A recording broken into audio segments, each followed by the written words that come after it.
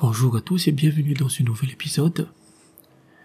Même si de l'extérieur l'Ukraine affiche un bloc uni, une énorme guerre intérieure bouillonne à l'intérieur avec les risques de dislocation du pays. L'Ukraine n'est pas gérée par les Ukrainiens car tous les aspects du gouvernement sont gérés par les Occidentaux, principalement les Américains et les Britanniques. Actuellement, vous avez deux clans qui se battent pour la suprématie du pays, Zelensky qui est une marionnette des Américains et Zalotny, le commandant en chef de l'armée ukrainienne et qui est influencé par les Britanniques. Les deux sont de plus en plus opposés sur la manière dont on doit faire la guerre. Zelensky, qui est l'équivalent d'un Cyril Hanouna devenu président, se préoccupe surtout de la guerre médiatique. Il se fiche de perdre des hommes ou de perdre des batailles stratégiques du moment que cela lui donne des coups d'éclat médiatiques. Il adore se pavaner à Davos ou à Cannes et son seul but est d'être sous les projecteurs. Il fait des opérations médiatiques typiquement à l'américaine, combinant le ridicule et le pathétique pour tenter de capitaliser sur le voyeurisme béat des masses bêtes et méchantes. Ainsi, récemment, sa femme a donné une interview où elle disait que le fils de Zelensky, qui a 9 ans, donnait des conseils militaires à son père. C'est tellement débile mais proche de la décadence américaine actuelle que cela pourrait être vrai. Zelensky est l'opposé. C'est quelqu'un qui fait la guerre et dont l'une des préoccupations est les hommes dans les tranchées qui sont pilonnés par l'artillerie russe. Bien sûr qu'il veut battre la Russie, mais il veut aussi préserver l'intérêt de sa population. Et Zelensky et Zalotny ne sont plus d'accord sur à peu près quoi que ce soit. Par exemple, on a eu le fiasco ukrainien de Zeminij Island, qu'on connaît comme l'île des serpents.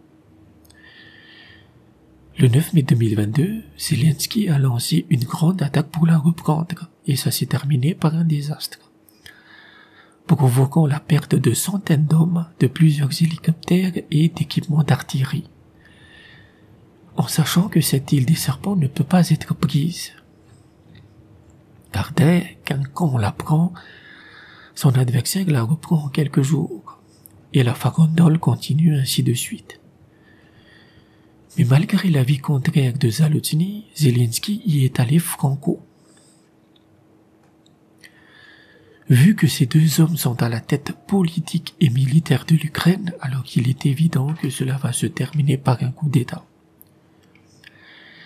Ainsi, il y a quelques jours, le SBU, la police politique ukrainienne, a lancé l'opération Black Phoenix, qui consiste à liquider tous les combattants du bataillon Azov.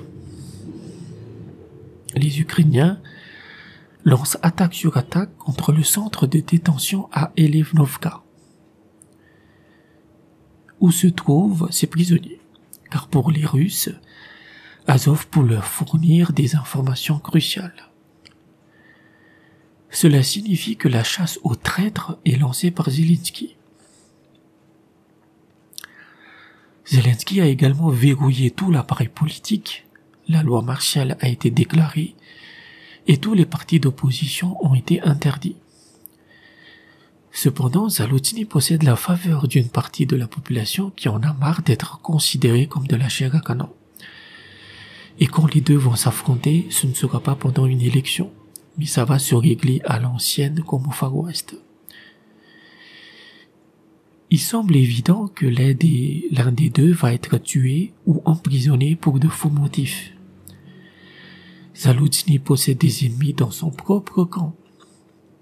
Ainsi, Syrski, qui est le commandant en chef de l'armée de terre ukrainienne, roule pour Zelensky. Il déforme constamment les ordres que lui donne Zalotny. C'est aussi une guerre d'influence entre les États-Unis et le Royaume-Uni et pour le moment, les Yankees ont l'avantage. Mais l'Ukraine a montré que les possibilités les plus débiles deviennent malheureusement une réalité.